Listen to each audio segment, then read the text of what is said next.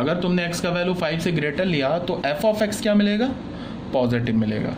अब हमें ये चेक करना है कि ये फंक्शन जो है ना निगेटिव कब होगा, मतलब ये एक्सप्रेशन निगेटिव कब होगा। तो कोई प्रॉब्लम नहीं है, f ऑफ x को 0 के लेस देन 0 कर दिया तो x माइनस 5 लेस देन 0 आ गया। इसका मतलब क्या हो गया, x इज लेस देन 5 हो गया।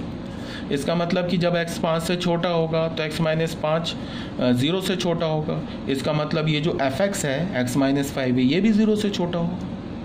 तो इसका मतलब क्या है कि ये जो एक्सप्रेशन होगा पॉजिटिव कब होगा, when x is greater than 5। ये एक्सप्रेशन निगेटिव कब होगा, when x is less than 5। ये एक्सप्रेशन 0 कब होगा, when x is equals to 5। अब हम साइन स्कीम लिख सकते हैं। ऐसे हमने लिखा 5 लिखा, या हमने बोल दिया fx को पॉजिटिव बोल दिया, या हमने fx को निगेटिव बोल दिया, और इस 5 पर fx हमारा 0 हो गया। फाइनली अगर मुझे साइन लिखना हो तो मैं ऐसे लिखूंगा, fx is greater than 0 for all x belongs to 5 से बड़ा, 5 भी नहीं है तो 5 to infinity। यहाँ पे मैंने क्या लिखूंगा, fx is equals to 0 at x is equal to 5। ठीक है, अब मैं लिखूंगा fx is less than 0 for all x belongs to minus infinity to 5।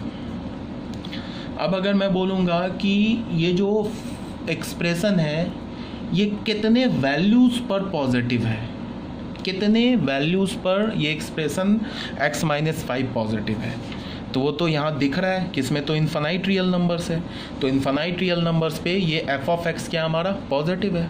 अब अगर मैं बोलूँ कि ये जो f ऑफ x है, ये जो एक्सप्रेशन x में ये कितने वैल्यूज़ पर निगेटिव है, तो यहाँ भी दिख रहा है इन्फानाइट वैल्यूज़ पर निगेटिव है। अब मैं बोल रहा हूँ कि ये जो f ऑफ x है ये 0 कितने वैल्यूज़ पर है, तो ये तो हमें दिख ही रहा है कि सिर्फ एक ही वैल्यू पर 0 है, वो वैल्यू क्या है, x इज इक्वल टू 5। तो आई थिंक ये भी आपको क्लियर है, काफ़ी यहाँ पे बोल दिया। ठीक है, जनरल केस ले लेते हैं।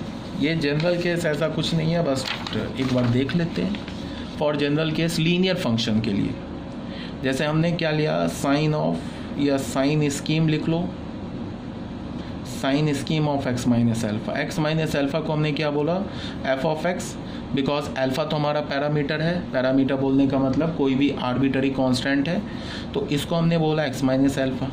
ठीक है, अब मुझे इसका साइन स्कीम चाहिए तो कोई प्रॉब्लम नहीं है, f ऑफ x को पॉजिटिव देखना है तो ग्रेटर कर दिया 0 से, x minus alpha greater than 0, x is greater then alpha. f of x को अगर हमें देखना है कि 0 कब है, तो f ऑफ x क्या, x माइनस एल्फा को हमने 0 कर दिया, तो यहाँ से हमें क्या मिला, x is equal to alpha. हमें देखना है कि f ऑफ x हमारा लेस देन 0 कब है, तो कोई बात नहीं है, x माइनस एल्फा को हमने लेस देन 0 किया, x हमें लेस देन एल्फा मिल गया। मतलब क्या हो गया, अगर ये एल्फा है तो यहाँ f ऑफ x क्या है, पॉजिटिव है, यहाँ f ऑफ x क्या है, निगेटिव है, यहाँ f ऑफ x क्या है, 0। ठीक है ना। अब अगर हमें साइन स्कीम चाहिए तो मैं ऐसे लिखूंगा, f of x is greater than 0 for all x belongs to alpha to infinity. अब f ऑफ x क्या हो जाएगा, इज इक्वल्स टू 0, ये तो एक ही वैल्यू पर 0 हो रहा है एल्फा पर। f ऑफ x क्या हो जाएगा, less than 0 for all x belongs to minus infinity to alpha. ठीक है, तो ये था हमारा फर्स्ट एग्जांपल। सेकंड एग्जांपल भी देख लो। साइन स्कीम हमें क्या चाहिए, स्कीम ऑफ किसका, मान लो एल्फा माइनस एक्स का चाहिए, तो हमने फिर इसको f ऑफ x बोल दिया, एल्फा माइनस एक्स बोल दिया। अब हमें देखना है कि f ऑफ x पॉजिटिव का मतलब क्या हो गया, एल्फा माइनस एक्स पॉजिटिव। अब यहाँ पे जब x को हम इधर ले जाएंगे तो क्या होगा, x is less then alpha. ठीक है, अब हमने देखा f ऑफ x 0 क्या है, कब है, तो इसका मतलब एल्फा माइनस एक्स को 0 किया तो हमें क्या मिला, x is equal to alpha. फिर हमने क्या देखा कि f ऑफ x निगेटिव कब है, तो यहाँ से हमें क्या मिला, alpha minus x is negative. इसको x को इधर ले जाएंगे तो हमें क्या मिलेगा, x is greater then alpha. तो बच्चे साइन स्कीम क्या हो जाएगा, ये एल्फा है, यहाँ f ऑफ x क्या है, निगेटिव है, यहाँ f ऑफ x क्या है, पॉजिटिव है, और यहाँ क्या है, f ऑफ x 0। ठीक है ना। तो फाइनली हम कैसे लिखेंगे, तो फाइनली हम ऐसे लिखेंगे, फाइनली हमने क्या बोला, ऐसे लिखा। फाइनली हमने बोला कि f ऑफ x जो होगा सॉरी एफ ऑफ एक्स जो होगा वो पॉजिटिव होगा। कब होगा? For all x belongs to minus infinity to alpha.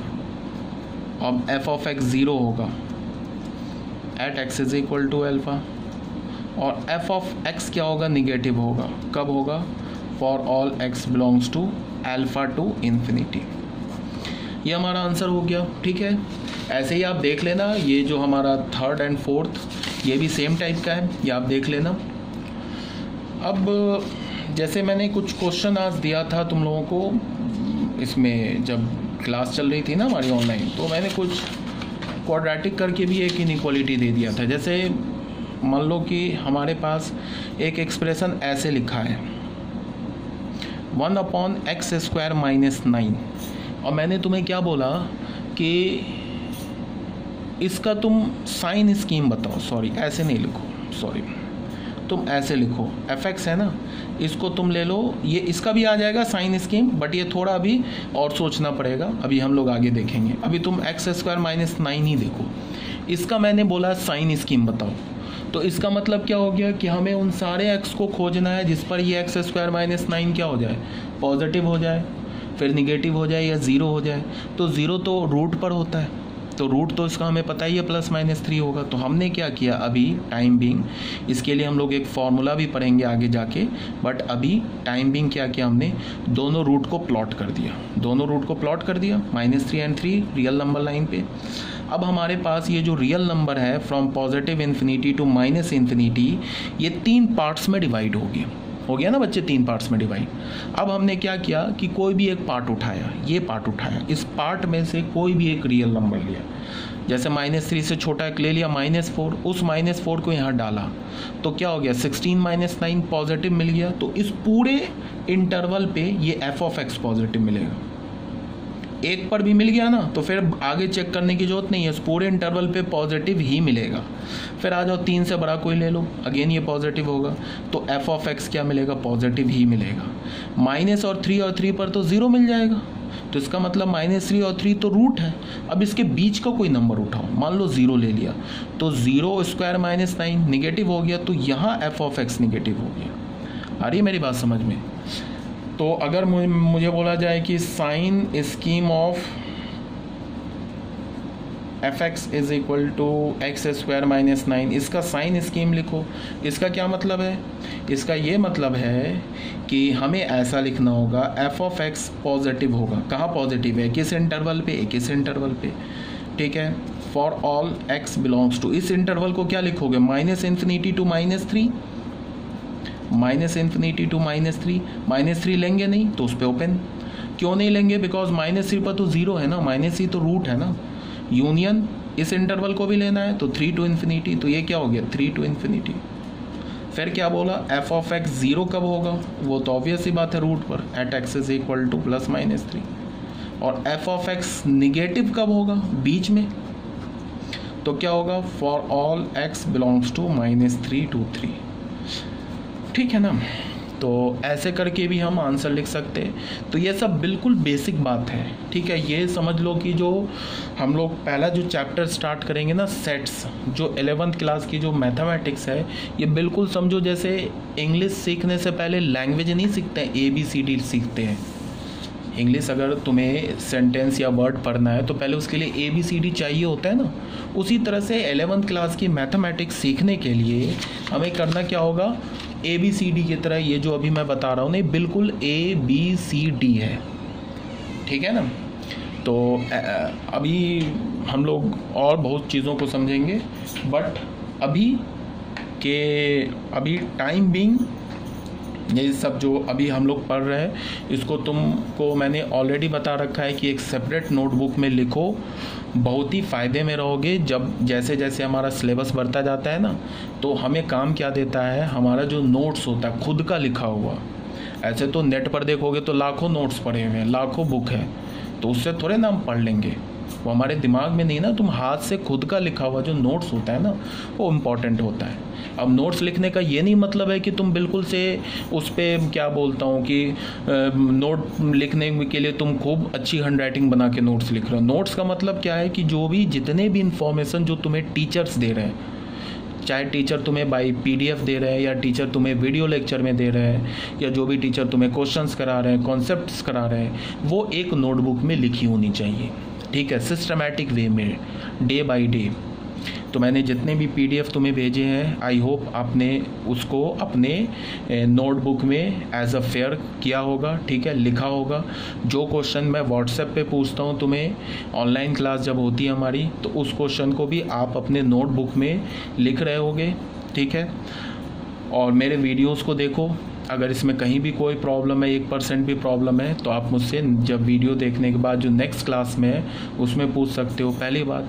दूसरी बात क्या है कि आप ऐसा भी कर सकते हो ना कि आपको कहीं पे कोई प्रॉब्लम आए ना समझ में, जैसे ये जो हमारा ग्रुप है ना, इसमें क्या होता है कि जब क्लास आपकी होती है तभी आप मैसेज सेंड कर पाते हो, बाकी तो आप मैसेज नहीं सेंड कर पाते हो, ठीक है। अगर मान लो कि आप शाम के 4 बजे पढ़ रहे हो, तो 4 बजे तो आप सेंड नहीं कर पाओगे ना ग्रुप में मैसेज। तो उसके लिए आप क्या करो कि आपको जो प्रॉब्लम हो रहा है ना कहीं कॉन्सेप्ट में या कहीं कोई डाउट है, तो उस डाउट को एक जगह लिख लिया करो और उसका फ़ोटो क्लिक करके अपने मोबाइल में सेव रख लो, ठीक है। जैसे ही क्लास स्टार्ट हो तो पहला काम क्या करो कि पहले वो जितने भी डाउट है ना उसको अपने ग्रुप में सेंड कर दो। तो टीचर के पास अगर टाइम होगा तो इंस्टेंट तुम्हें रिप्लाई दे देंगे, अगर नहीं टाइम होगा तो वो तुम्हें बाद में, या तो तुम्हें वो बाद में रिप्लाई कर देंगे, या तो फिर जो वो टीचर जो PDF भेजते हैं उस PDF में वो इनकॉर्पोरेट कर देंगे, उसी में इंक्लूड कर देंगे। तो ऐसा भी हो सकता है। ये बात आ रही है समझ में, ठीक है। आई होप आपको क्लियर होगा।